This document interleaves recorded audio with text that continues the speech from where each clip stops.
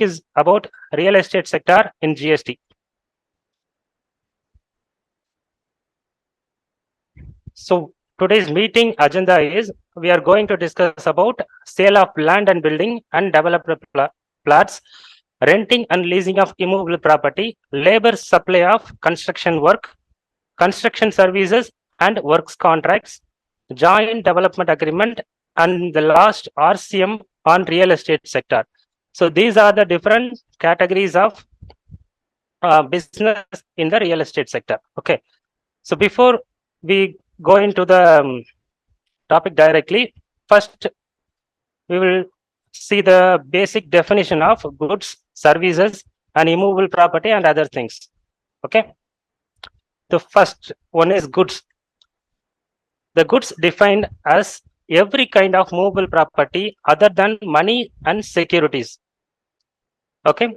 So the goods means every kind of movable property other than money and securities, but including actionable claim, growing crop, grass. So this is the definition. It clearly says that every kind of movable property only. Okay. So this is the definition of goods. And definition of services is as per section 2, class 1 or 2 is services means anything other than goods, monies and securities. So goods is already defined and services means other than goods and monies and securities. So services covered all things other than goods. So is that mean whether immovable property also covered under the definition of services? No, because immovable property is specifically excluded through para 5 of schedule 3. We will see in the next slide. Okay. So what is immovable property? Actually, the immovable property is not defined in the GST Act. But as per section 3, class 26 of the General Class Act 1897, the immovable property shall include land, benefits arise out of land, things attached to earth, or permanently fastened to anything attached to the earth. So this 4 thing is included in the definition of immovable property. So the definition is inclusive definition. There are 2 types of definitions there. The goods and services are an exclusive definition. So the exclusive definition means it is already defined and there is none than other than already declared. Okay. The inclusive definition means it is not limited to the described words. It may be the other things also to be included. Okay. So it says immovable property shall include land. So land, there is no doubt, we all know, and benefit to arise out of land. What is the benefit to arise out of land is, we may say the trees and the cultivated things. Okay, so the trees, it is a sample. Okay, benefit to arise out of land is the trees. So if I cultivate a coconut tree, and if I'm selling the land through this, within a few years, he will get a coconut tree. So this is the benefit to arise out of land. The third one is things attached to the earth. Things attached to the earth meaning a building or shed, anything.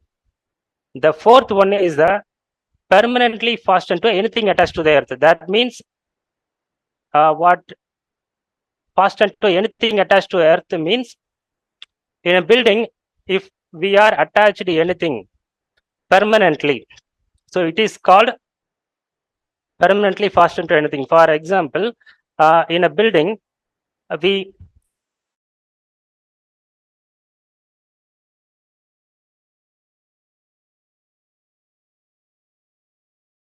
that's why the ITC availability is always disputed about AC and solar panel. There are some advanced ruling that ITC is eligible for a solar panel because it is like a plant and machinery, but the discrepancies always arise because it is permanently fastened to building. Okay, so this is the definition of immovable property. Why we are seeing the General Classes Act 1897 for the definition of immovable property. What is the General Classes Act? So General Classes Act is an act which aim to provide a single statute in defining different type of definitions. Okay, so where there is a no definition in a specified act, so we have to refer the General Classes Act. In General Classes Act itself, a provision that these words are not to be defined in another act to avoid the repetition of definitions. Okay, so just a minute, sir. My chat box is not open.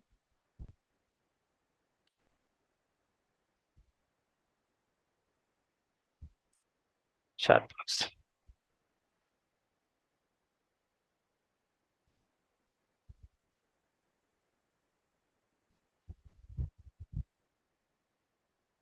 Okay.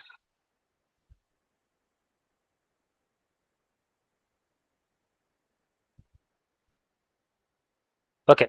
So what is attached to the earth? The term attached to the earth is not defined in the General Class Act also, but actually in Section 3 of the Transfer of Property Act 1882 defines what is attached to the earth. So it defines attached to the earth means rooted in the earth. So rooted in the earth is in the case of tree. Embedded in the earth in the case of walls and buildings. And attached to what is embedded and permanently beneficial enjoyment. So as we already see, permanently attached to the what is embedded in the land. So this is the definition given in the attached to the earth. So first topic, sale of land, building and developed plots. As per para 5 of the schedule 3, sale of land subject to para 5 class B of schedule 2 shall be treated as neither supply nor goods of services. So it clearly defines sale of land and sale of building subject to some class in schedule 2. Okay, so generally sale of land and sale of building is neither as a supply of goods nor a supply of services, but the condition to be satisfied is as per schedule 2 5b, construction of a complex building, civil structure or the other part of the complex building intended for a sale to buyer wholly or partially, where the entire consideration has been received after issuance of completion certificate wherever required, or after its first occupation, whichever is earlier. So schedule 2 is what is defined as a supply of goods or services. So this activity, for example, construction of a complex building, civil structure is considered as a supply of services if any advance payment received before the completion. Okay, if after the completion certificate, it will not be considered as a sale of goods or services. Okay, after the completion, it is a immovable property. If any consideration received before the completion of the construction, it will be considered as a supply of service. Okay. So second topic, rent and leasing of immovable property. So as per para 5A of the schedule 2, renting of immovable property is to be treated as a supply of services. So what is rent? Rent may be a transfer of right in the property, not a transfer of title. So transfer of right means he could use the property, but the ownership will not be transferred. So for the usage of property, he is getting a consideration or compensation. So rent is the consideration or compensation received for the use of property or the occupation of land or other property. Okay, it includes all the payments. Actually, rent includes all the payments agreed, not only for the land, not only for the building. If he agrees to pay the property tax to the landlord, that property tax, for that property tax also, the landlord is liable to pay, so collect and pay the tax. Okay, so rent includes all the payment other than interest fee, security deposit. If the tenant give the rental advance as a security deposit, for that amount, the landlord is not required to pay the tax. Okay, just a minute.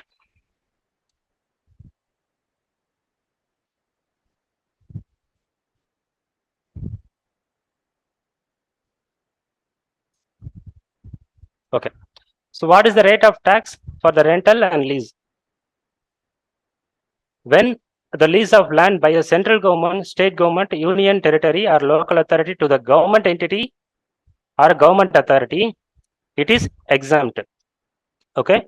So a central government having a land and it is giving on lease to another government entity, it is completely exempt as per as per notification number 12/2017. And another one, exempt by way of undivided share of land by way of lease or sublease, where as a part of composite supply of construction of apartment.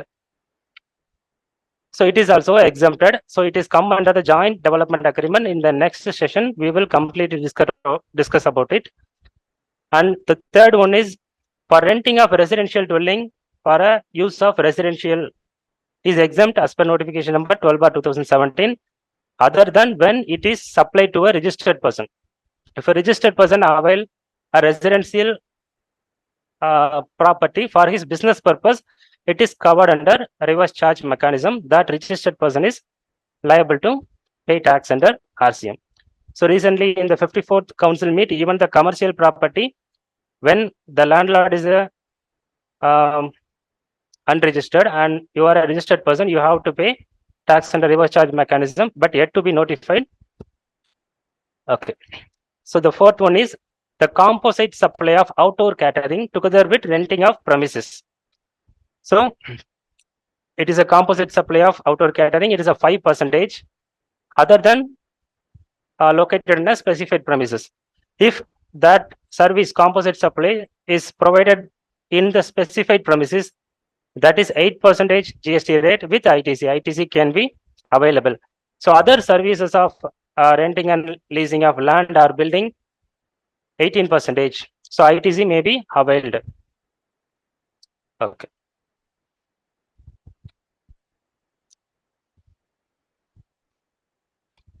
So the next one.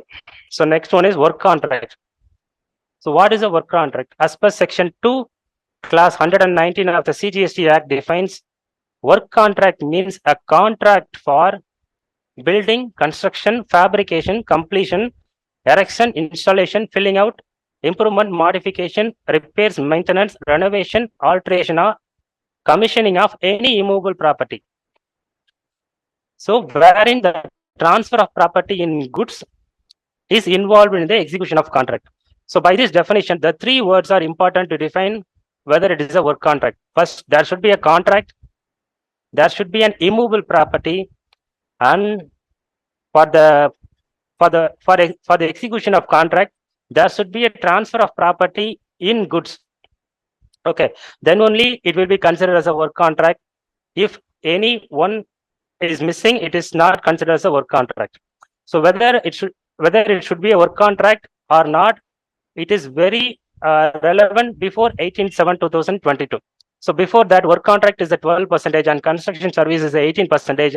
But after that, after 18 July 2022, both are 18%. So now there is no mandatory requirement to analyze this activity because the no changes in rate. Okay. So work contract means there should be a contract between a service provider and service receiver, and there should be a immovable property. That execution of contract related to the immovable property, that may be a construction services or erection of machinery or something, improvement or alteration or repairs of any buildings. There should be a immovable property. Then for execution of contract, there should be a goods involved. If goods not involved, it will not be considered as a work contract. It will be considered as a supply of services. Okay.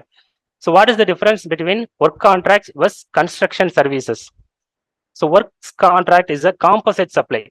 As we see in the definition, it is a goods and supply. Both are involved in the works contract.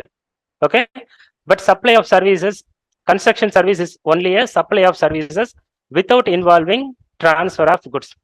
For example, a person enter into contract with another one, he is providing a supply of services. The nature of service is works contract. So what is the works contracts? He is going to repair a building. Okay. So he is going to repair a building. For that, he needs some anything. He needs some cement or other things. So if the supplier of service purchase that raw material or input things, and he complete the work and he charge the consideration including the goods, in that case it is called a work contract. But if the building owner purchase all the material and the what is the supplier of service only doing the activity of repair without any goods involved, in this case it is a construction service. It is only a service because the supplier of service doesn't put any input material in his works. Okay.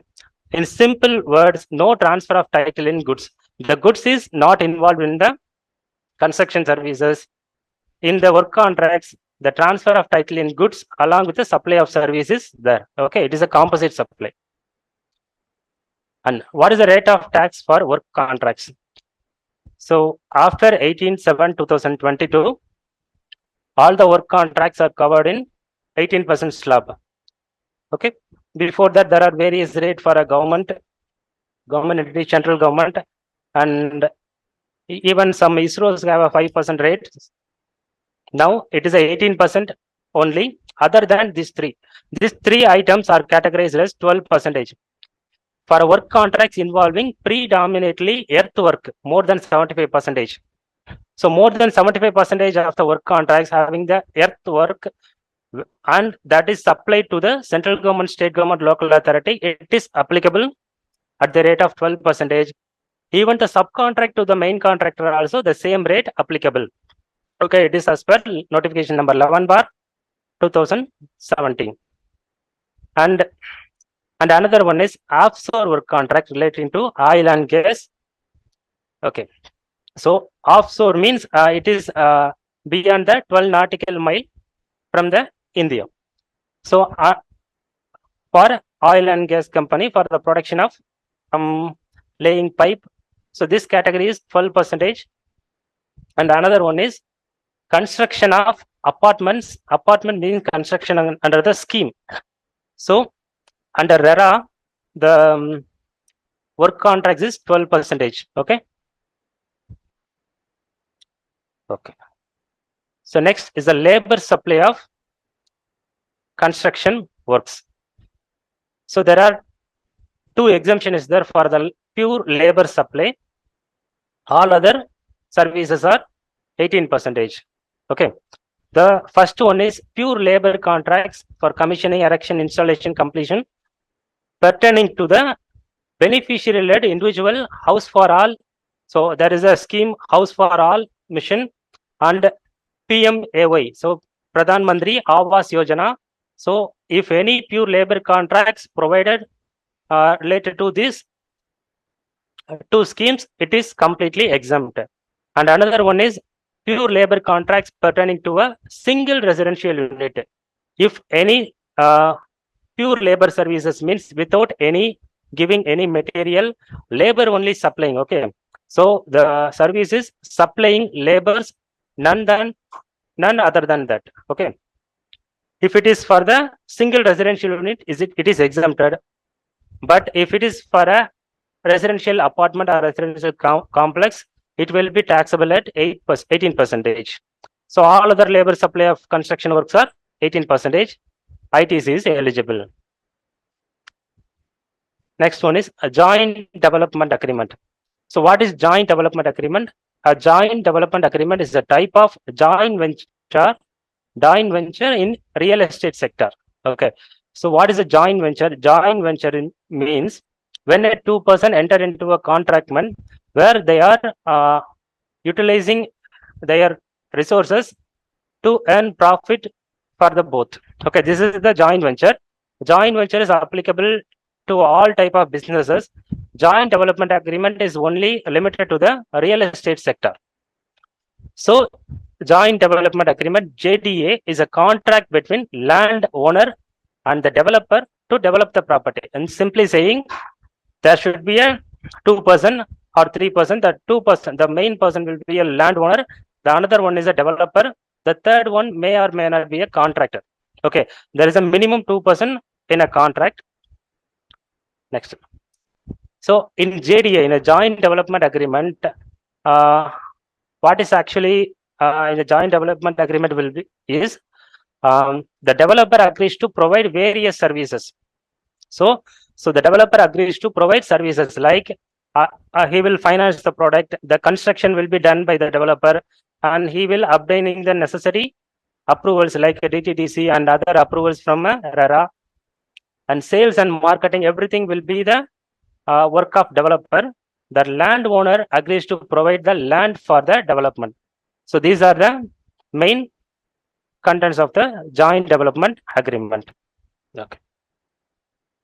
Next. So what are the parties of the joint development agreement? So landlord. So what is his income in the joint development agreement? It may be a transfer of development right or floor space index and lease. He may get any type of income through this method. And another person is the promoter.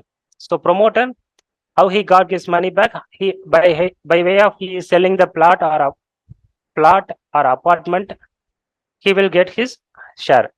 So another one is a work contract. So in most of the times, the promoter is not only the promoter doing the construction services, he will outsource the service to a contractor. So in this case, this 3% is involved in the joint development agreement. So why the joint development agreement? Actually, the landlord itself doesn't know about the practice of developing a land or construction. He generally the landlord, not every landlord know how to construct, how to marketing. So that's the reason the promoter is required. So promoter is a maybe a well experienced person in the real estate. So, but he may not have the land. So in this case, the landlord and the promoter jointly to earn profit, they will enter into a agreement. Okay. So what is who is a promoter? Actually, promoter is defined in notification number 11/2017, wide explanation number 7. From inserted by notification number 3/2019. Okay. From 1/4/2019, the real estate sector is completely changed in a GST. Okay. Before that, there is a various rate. After 1/4/2017, the rate is reduced, and we will see in the next slide. The promoter, defined as a promoter, shall have the same meaning assigned to section ZK of the Real Estate Regulation and Development Act 2016. So the promoter is not defined in the GST Act, but it is same meaning as assigned in the Real Estate Act. So in Real Estate Regulation and Development Act, it defines a promoter means a person who constructs or caused to be constructed an independent building or a building consisting of apartment. So a person who constructs a building or apartment is considered as a promoter. It is the first point. Or converts an existing building. A building is already existed and he is converting into an apartment. So in this case also, he is a promoter or a developer. Okay. Not only the converting a building to apartment, not only a construction building, but there should be a purpose of selling. Then only he called as a promoter. Otherwise, he is just a work contract. So construction of building, only by way of construction of building, he will not be held as a promoter. Promoter should have a motive of selling all the building or the apartments. Okay. Next one, the person who develops land into a project. Okay. Actually, the promoter is defined as a 6 various points. I extract 2 points only related to our activity. Okay.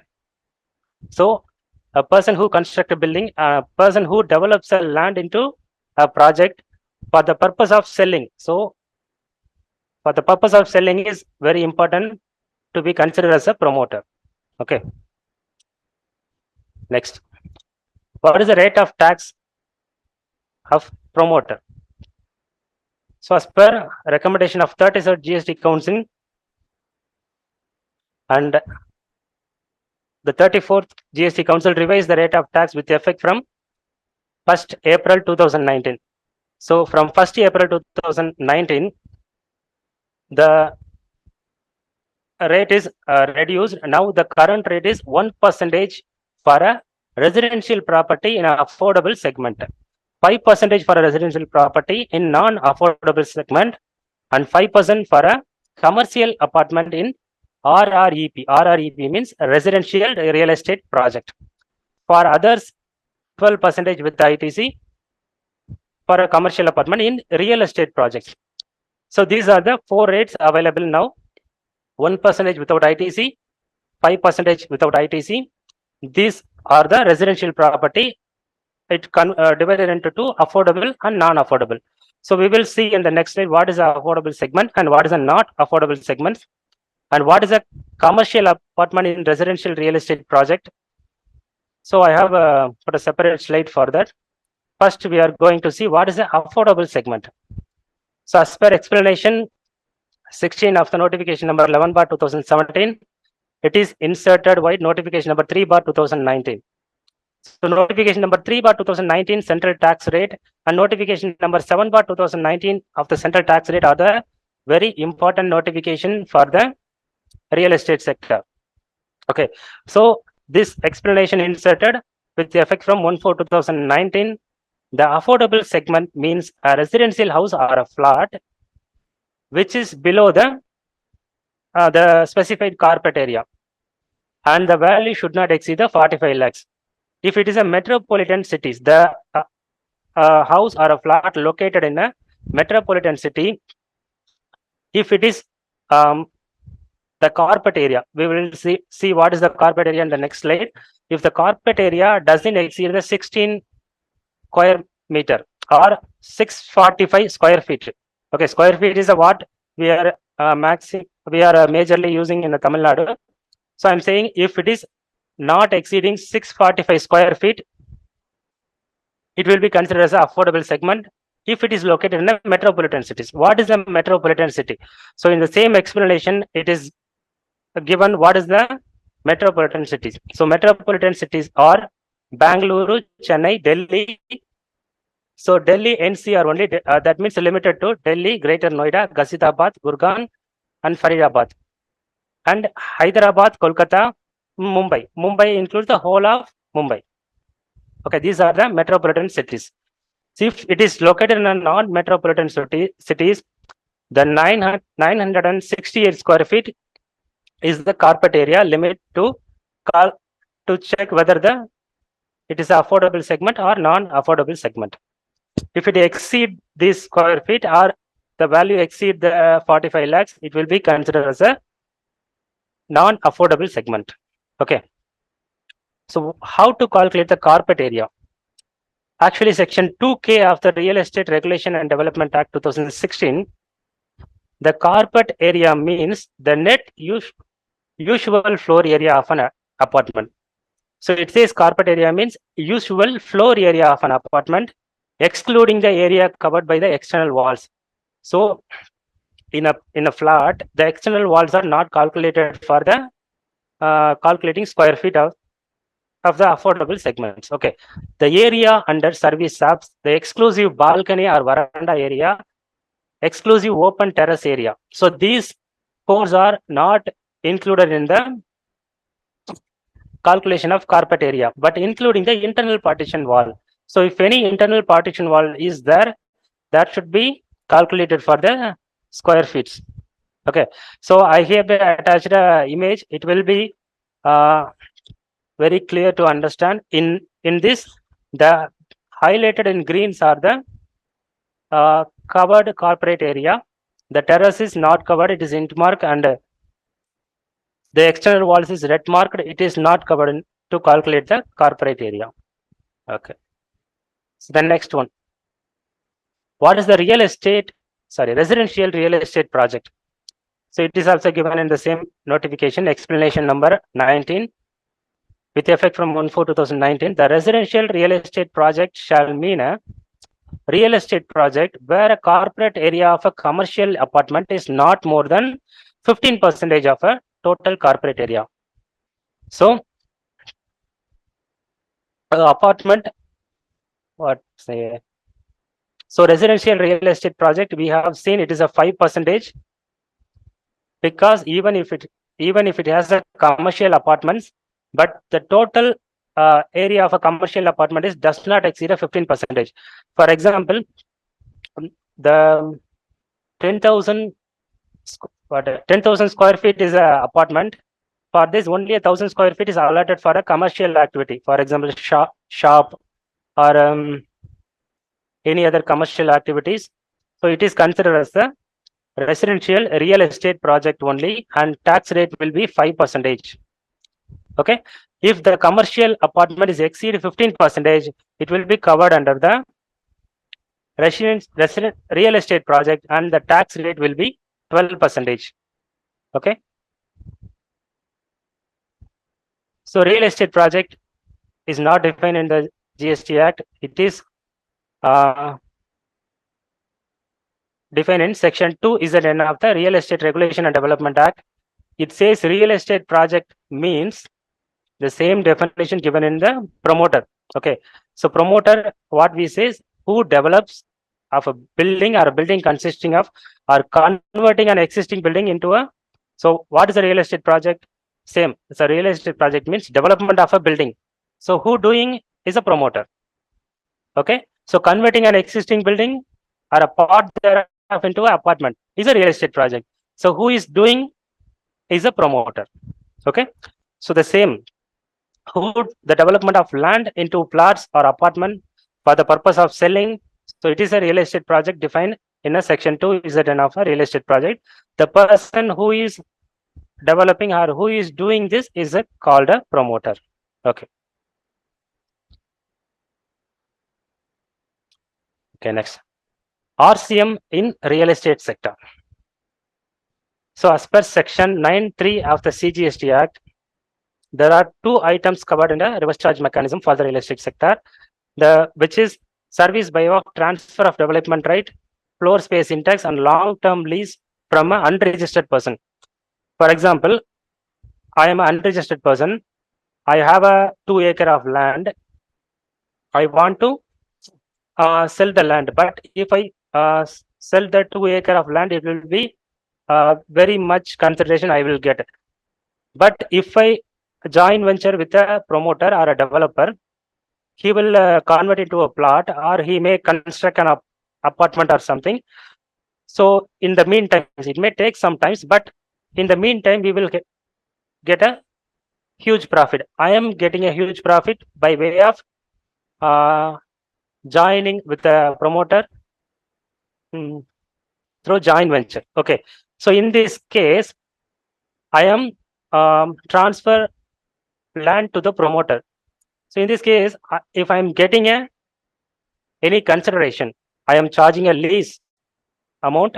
So the promoter is liable to pay tax under reverse charge mechanism, because I am an unregistered person. Okay. If I am a registered person, I have to pay tax under reverse charge mechanism. Clear? Next one is renting of residential dwelling. Actually, it is not only applicable to the real estate sector. It is a common one. A renting of residential dwelling for the use of residents. So the use of residents is an important word. So everyone is confusing with it is a residential property and you are using for a commercial property, you should pay tax under reverse charge mechanism. There is a difference of opinion is there. But my view is that it is clearly stated is renting of residential dwelling for the use of residents to the registered person. If there is a use of residence is not that, there is a no liable to pay tax under reverse charge mechanism, and the registered person shall pay tax at 18% at RCM, and he is not liable to claim ITC because it is a blocked credit under section 17.5. Okay, recently under in the 54th GST Council meet, the commercial property also covered under RCM but not yet notified. In the 54th GST Council, it is said that when a landlord is unregistered and he supply by way of rent to a registered person, that registered person is liable to pay tax under reverse charge mechanism, and he could claim the ITC if he is supplying taxable supplies and he is not a composition dealer. Okay. So the section 9.3, these two items only covered under RCM for the real estate sector. And section 9.4. So till now, everyone is asking the same question and again, whether I'm purchasing from unregistered dealer, whether I have to pay tax under reverse charge mechanism. In various groups, I'm getting the same questions. So I added this section 9.4 points in this section. Okay, what is section 9.4? Initially, section 9.4 says when a taxable goods or services are both supplied from an unregistered person to a registered person, that registered person is liable to pay tax under reverse charge mechanism. It is initially what defined in section 9.4. Okay. Then notification number 8/2017, there is an exemption given up to 5,000 per person. RCM is not required, and that also applicable up to 12 October 2017 only. From 13 October 2017 to 31st January 2019, that exemption is what is it? That section 9.4 is deferred. It is not applicable up to 31st January 2019. Okay. Thereafter, section 9.4 is completely amended by notification. Sorry, GST Amendment Act 2018 with effect from 1st December 2019. Okay. So now the current section 9.4 says government may, on the recommendation of the council, by way of notification, specify a class of registered person whose sale in respect of a specific categories of goods or services are both received from an unregistered person pay the tax and reverse charge mechanism. So section 9.4 is completely amended. It clearly says government may notify a person who should pay tax under reverse charge mechanism. So till now, the only person notified is the promoter. So promoter is the only person liable to pay tax under reverse charge mechanism when he purchased from an unregistered person. Okay. There are other goods specified under section 9.3 and services specified in 9.3, but under section 9.4, a class of person registered notified is a promoter only. As per notification number 7/2019, we will see the notification. It is extract from the notification with effect from 1/4/2019. A supply of goods and services are both with consider shortfall from 18%. So we have already seen there is a concessional rate of 1% and 5%, 1% for the affordable segment and 5% for the non-affordable segments. There are some conditions to avail that reduced rate. So which is the first one is to avail that concessional rate, the promoter should purchase minimum 80% of his input and input service from a registered person only. So if he not meet the requirement, for example, he has purchased only 70%, balance 10% is not met, he has to pay tax under reverse charge mechanism for the balance 10%. So that is what notified in notification number 7/2019, serial number 1. Okay. So it covers input and input service without without calculating the transfer of development right and long-term lease. If he has paid RCM, that amount will not be calculated for the 80%, and the capital good also not considered for the 80%. Another one is cement is not calculated for the purpose of 80%. Okay. So the promoter is, when the shortfall of 18%, he has to pay tax under reverse charge mechanism. The serial number 2, the first inserted as a cement, where shortfall of 18% from the goods or services. It is the first inserted serial number 2, wide notification number 7/2017. But after 6 months, notification number 24/2017 CTR, with effect from 1st October 2019, it is substituted. Okay.